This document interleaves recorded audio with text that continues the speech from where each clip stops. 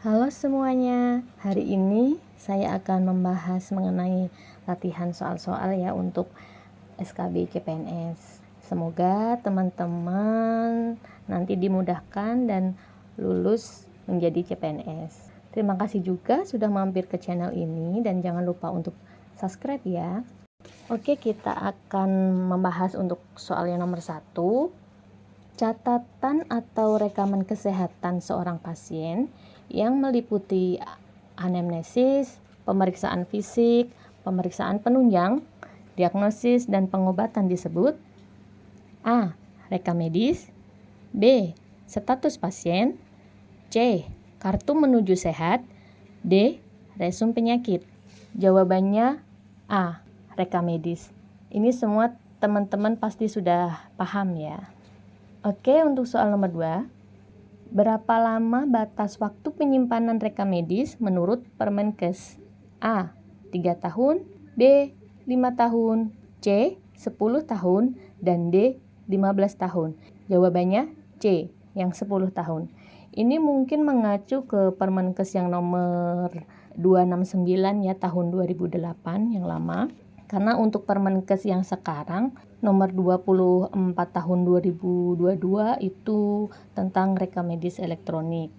Oke, kita akan lanjutkan soal yang nomor 3.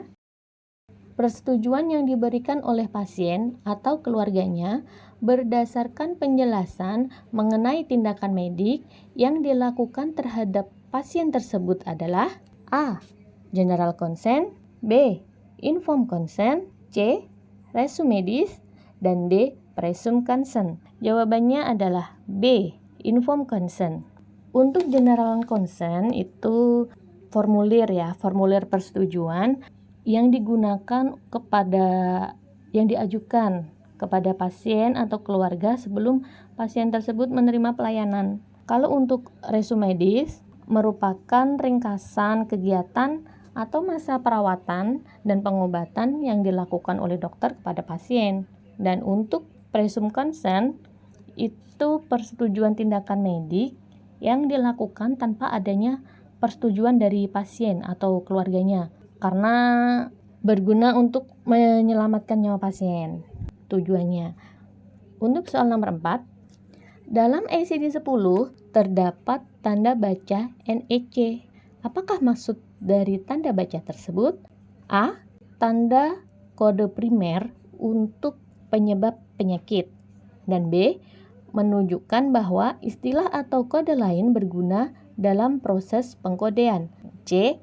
Satu peringatan bahwa di dalam daftar urut yang tertera di bawah judul akan ditemukan beberapa kekhususan yang tidak sama dengan yang muncul di bagian lain dari klasifikasi.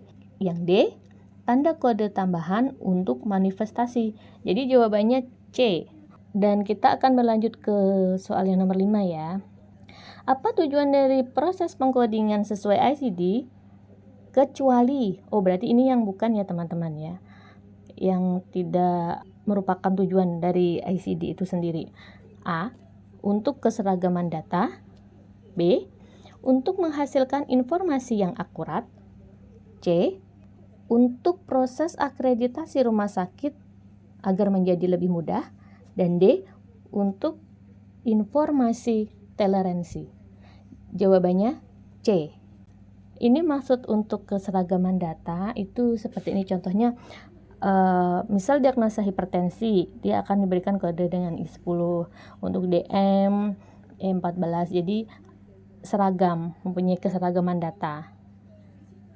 Dan untuk menghasilkan informasi yang akurat, itu contohnya bisa untuk menentukan kayak sejenis 10 penyakit terbanyak atau terbesar. Jadi kan dalam diagnosa itu dikode dan jumlahnya bisa dihitung. Itulah untuk menghasilkan informasi yang akurat.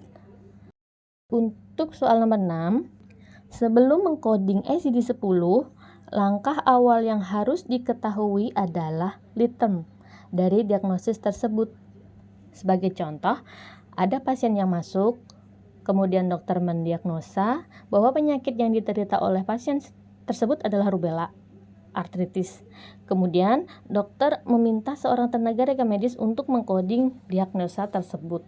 Apa litem dari contoh di atas? A. Rubella, B. Rubella arthritis, C. Artritis, dan kemudian D. Artritis rubella. Ini jawabannya C ya teman-teman. Karena untuk litem sendiri itu kata panduan yang harus digunakan sebagai kata penunjuk lokasi atau istilah. Untuk di buku indeks alfabetik ya, ICD 10 yang ada di volume 3. Soal yang nomor 7. ICD singkatan dari A. International Classification of Disease, B. International Statistical Classification of Disease and Related Health Problem, yang C. International Statistical Classification of Disease, dan D. International Classification of Disease and Related Health Problem. Ini gampang sekali ya teman-teman. Cuman kita sudah sangat disayangkan kalau kita nggak bisa menyebutkan arti dari ICD, karena kita kan sudah terlalu sering ya mendengar ICD, tapi nanti kalau pas kita menghadapi itu agak bingung apa ya. Seperti pengalaman saya yang waktu mengikuti ujian SKB kemarin, kemudian kebetulan soal ini ada keluar dan terlalu karena sudah merasa sering mendengar kata ICD tapi masih bingung, kaget artinya, masih agak-agak ragu gitu. Jadi sayang nanti kalau misalnya kita sudah sering mendengar tapi lupa, agak-agak ragu untuk menjawab. Nomor 8. Penjajaran reka medis dalam rak penyimpanan secara berturut sesuai dengan urutan nomornya. Keempat reka medis berikut ini disimpan berurutan dalam satu rak, yaitu 462931, 462932, 462933, 462934, dan seterusnya.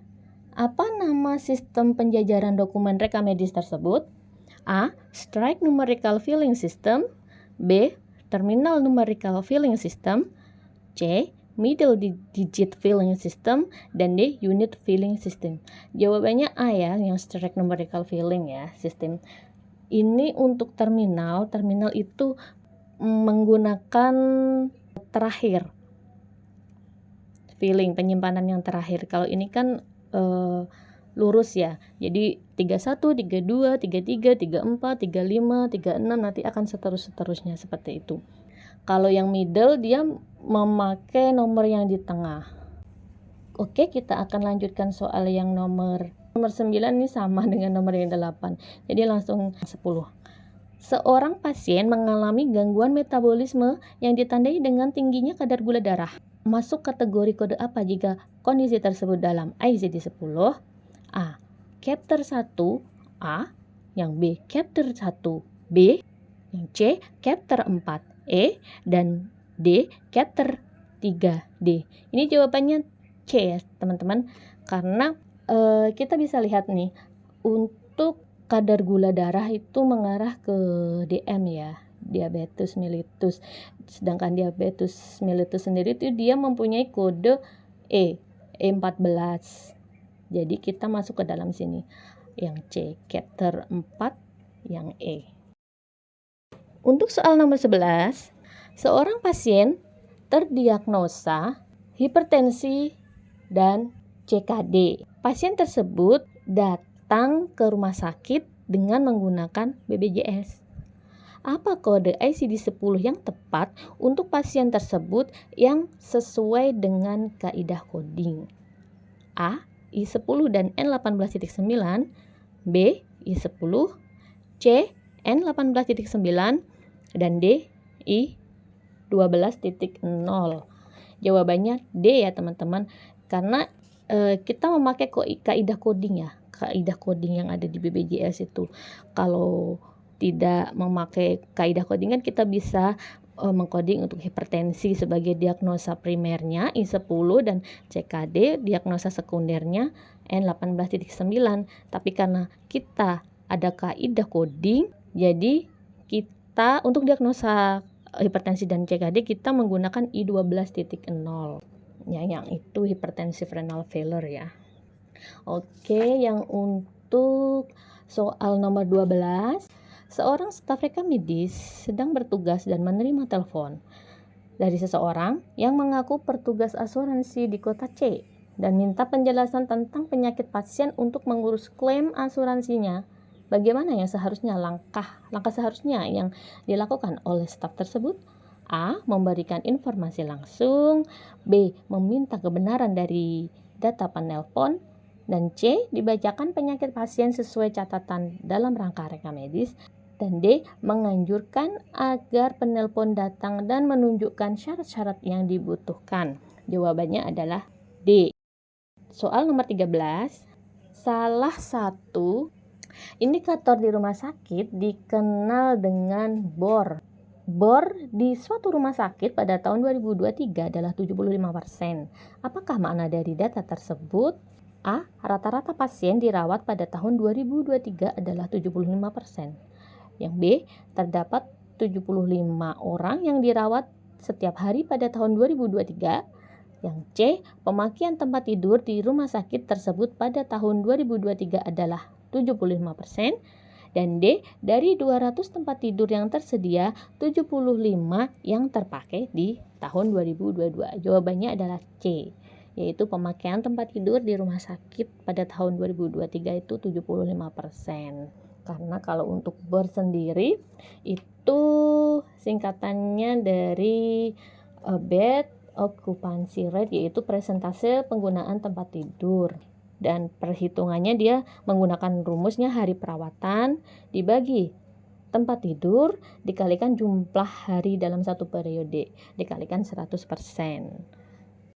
Soal nomor 14. Seorang wanita masuk di perawatan di dalam Bangsal Melati jam 8 WIB.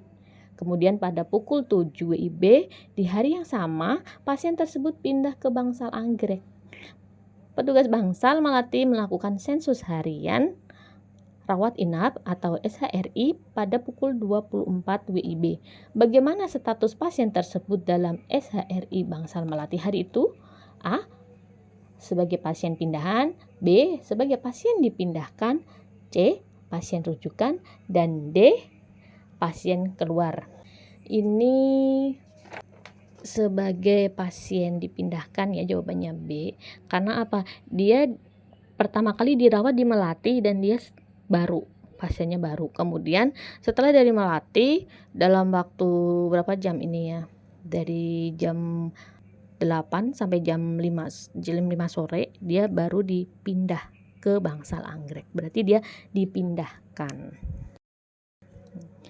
Oke, untuk soal yang terakhir, pasien dirawat dari tanggal 20 Februari 2023 dan pasien diperbolehkan pulang tanggal 3 Maret 2023. Dalam sensus harian rawat inap SHRI, berapa jumlah hari perawatan pasien tersebut?